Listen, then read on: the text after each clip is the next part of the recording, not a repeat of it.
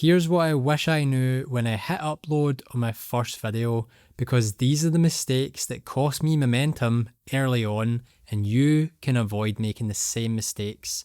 So first of all, I'd be super clear about who the content is actually for before even making the first video. So we need to remember that this is a relationship that we're building.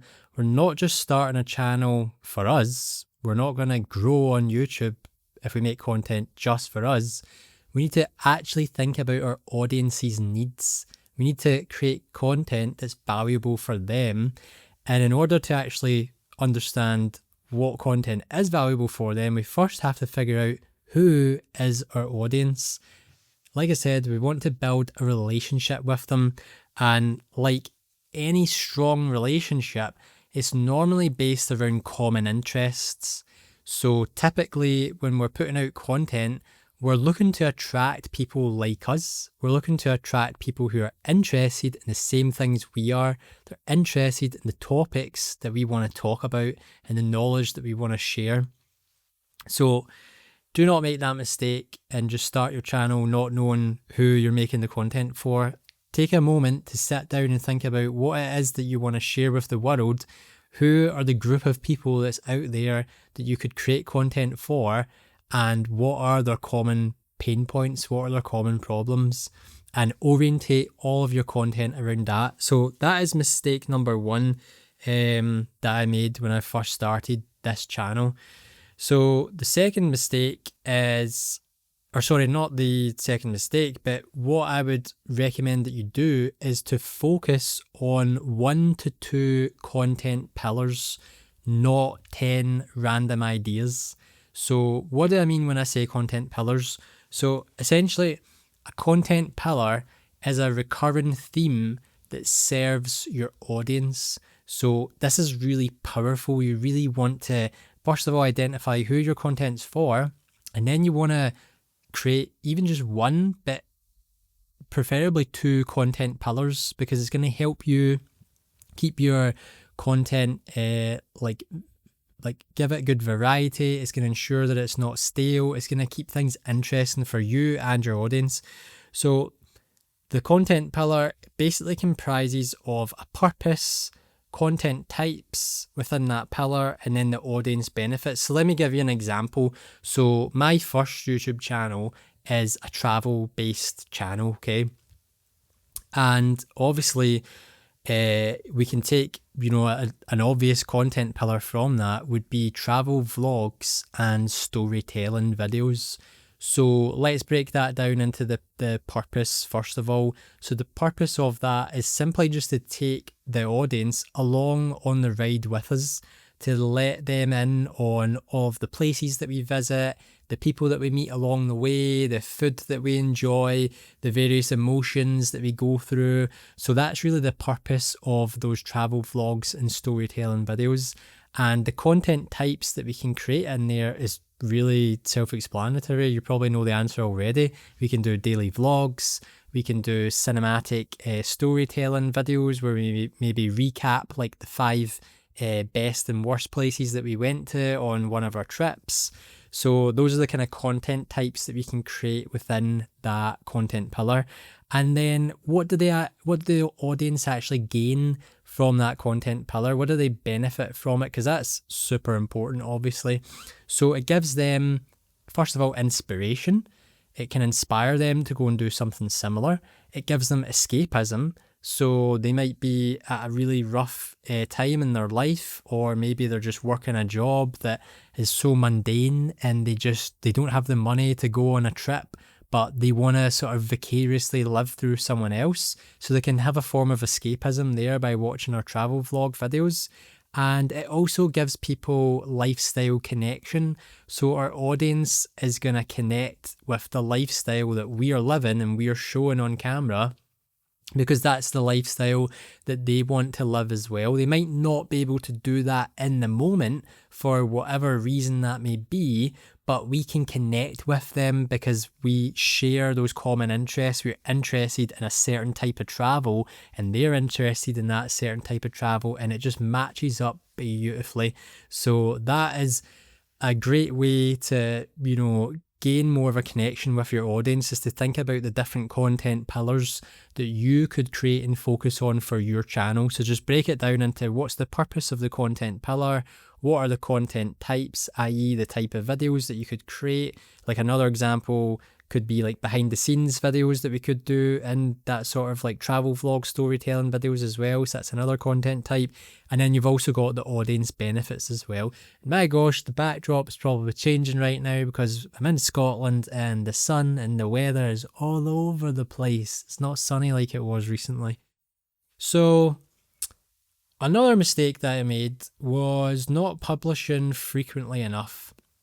So I do talk about this often. You want to be consistent, especially when you start out, and there's good reasons for that. I do talk about this all the time because it's so important. What we want to do is we want to practice as fast as we possibly can in order to actually learn.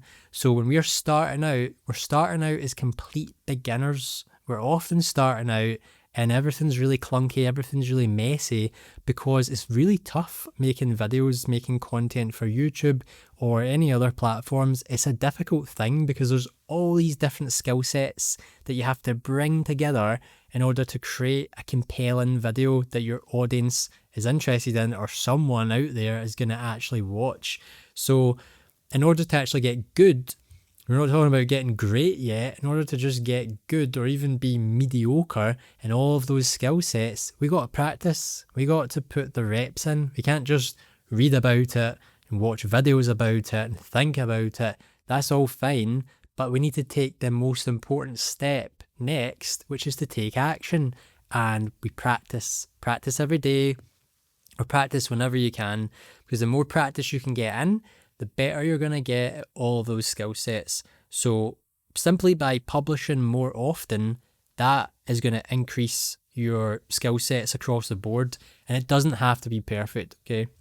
So another thing that I wish I'd known before hitting upload in my first video was just prioritizing clickable titles and thumbnails. This is so important, and you maybe get bored of me saying this, that you should focus, more time on your titles and your thumbnails at the start compared to your actual filming process. And you might think that that's nuts. Why would you do that? But YouTube is a click first platform. If we don't get the click, we don't get the view. And if you don't get the view, YouTube doesn't get the data that it needs on your channel to then actually show your content to the right people. Whereas on the flip side, if we get more clicks, we get more views, and if we get more views, YouTube is going to give us more impressions, which means they're going to show our videos to more and more people who are then going to click more, and they're going to view more, and we're going to get more impressions. So we want to feed into this positive flywheel. We don't want to put it on reverse, that's going to slow down your channel.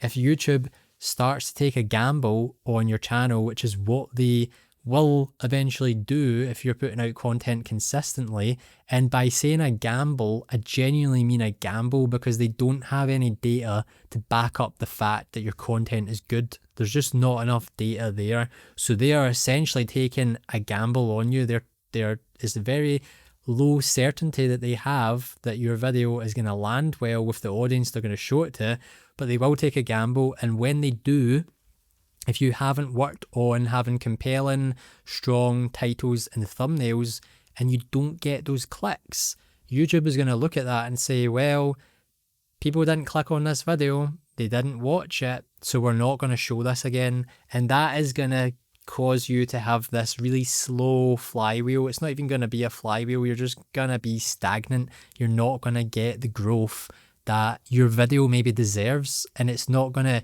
see the light of day because you haven't worked on the title and the thumbnail. And it's all too common, I've done it myself, where you're so excited to get a video out there, you've made the video and you want to share it with everyone and you think this is great, everyone's going to love it, and so you rush the title, you rush the thumbnail in order to get it out there, and we forget that it's really the title and the thumbnail that's doing the heavy lifting. That's half of the battle. We have to get people in the door first, then they can actually watch the video. So please focus on your titles and your thumbnails when you're starting out. Please just do that. So last thing that I wish I'd done differently is just to build a community through comments and collaborations earlier on. So I haven't actually done any collaborations on this channel. This is day 26 of my 30-day daily upload challenge, and I've got a lot of stuff going on right now. Like I said, I've got my other YouTube channel that is the first channel I made that I'm running my business. I've got all sorts of stuff going on in my life, so it's really quite busy right now, so I don't really have any time to collaborate with anybody, but it's certainly something I would be open to doing in the future, because if you can collaborate with someone who is of a like mind, puts out similar content to you, and you are both trying to grow your audience, and there's some overlap there with your audience, that is a great way to accelerate your growth and build up a strong community.